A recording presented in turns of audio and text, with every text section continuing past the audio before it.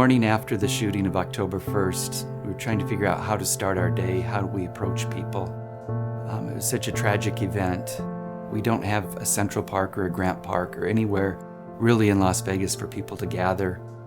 And I just felt that we needed that. We needed a place where we could all be together and talk and console each other after this tragedy. So I came up with an idea for a pop-up park that I thought would last for a couple of days that we would do. And that was the foundation for the Las Vegas Community Healing Garden.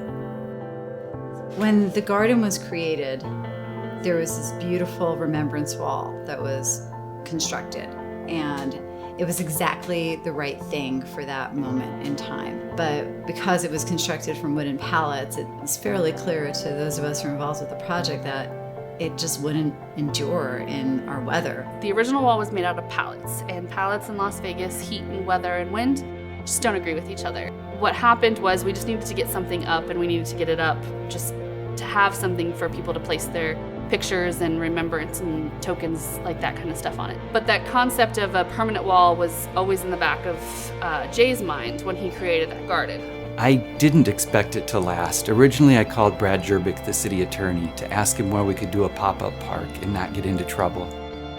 And he thought it was an interesting idea. They had lost somebody in their office, and they just had said they wished there was a park they could walk to from City Hall just to get out of the building, and the phone rang, and I was asking if we could actually do a park. So Brad Jerbick asked me to come to City Hall and explain my idea, which I did. And they said, ask if it could be a bit more permanent. So they found a piece of property, a quarter of an acre, and turned it over. And that afternoon I sketched out on a napkin an idea for a garden.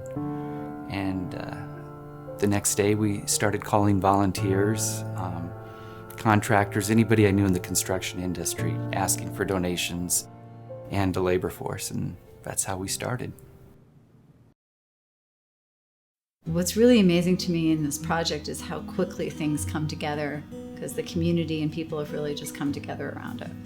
And from there, once the word got out, hundreds of people and all the donations started rolling through, and within 4 days the entire garden was built.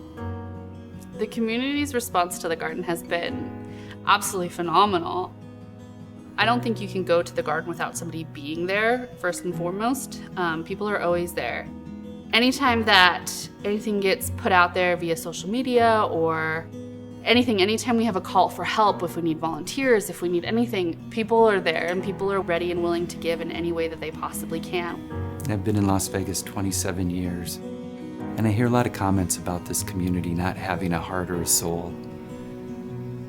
And that was proven so wrong by the people that showed up.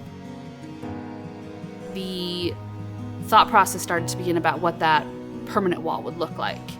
And since Jay had designed the original garden, he had already kind of started to think about what that permanent wall would look like. So he came up with the concept of what that wall would look like, drew it out, and then again, we just reached out to contacts and started getting all the donations and everything. We had architects come on board and contractors and everybody to make that dream a reality once again for the second time around as we get nearer to this, October 1 anniversary. First thing is I wanted to keep it really simple because I wanted to do it with volunteers, and I wanted it to be done quickly so people didn't lose interest. I wanted it to be sort of the splash that would draw people in, get people talking, and help them move forward from this tragic incident. I was hoping for maybe a couple dozen people that might show up, and I never expected the hundreds and hundreds of people that came through to help work. The new wall is permanent wall. It's made out of Corten steel and Trex wood. Corten steel is one of the key components of the remembrance wall, which is if people ever drive around the Las Vegas area or in some other places that you might visit, there are these kind of brownish looking steel structures out on the side of the road, often sculptures, and that's Corten steel. And they use Corten steel a lot to add a little bit of a touch, more of an artistic look and feel and touch to a lot of structures. The Trex wood will provide the look of the pallets and allow people to attach things to photographs, prayers, notes, whatever they would like to. We needed to keep some of the same elements of the original wall. We had to make sure that it was going to be made out of things that would survive and things that would last, because obviously we don't have to want to rebuild another wall. Right now, McCarthy Construction is helping out to build this wall. They're also building the Raiders Stadium, and it's very humbling that on a project that size, they would send a crew over to build this little wall in this little tiny park. That they've taken it on, and it's every bit as important to them as doing that stadium. And I find that amazing. I'm overwhelmed by the heart and soul of people showing up and doing this, and the way it's joined people together. There's also a water feature, and people might say, why do you have water in the desert? But it adds this idea that you can look through and look past what you're experiencing. And that sort of provides this veil when you look through this 14-foot water wall into the other side, kind of like what I'd hope, that we don't know what's on the other side after death, but that was sort of my take on that. The walls themselves are laid out on a curve that I took from a nautilus shell that I cut in half. There's a natural formula in nature, fractals. And it's laid out on a fractal, so mathematically it all kind of comes together in this divine golden formula that's found throughout the universe.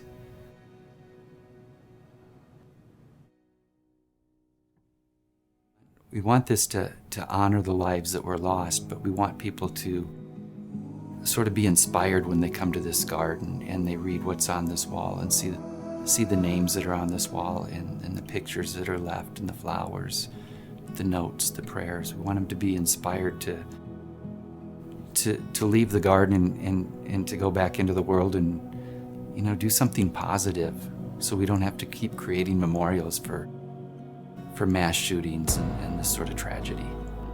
The community as a whole has found healing in it in their own personal ways.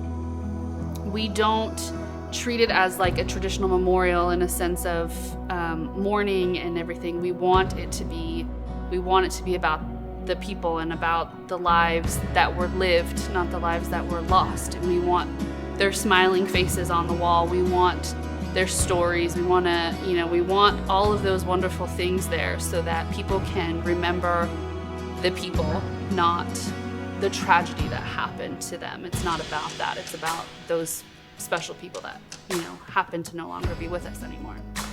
Hope they realize that we don't have to be victims.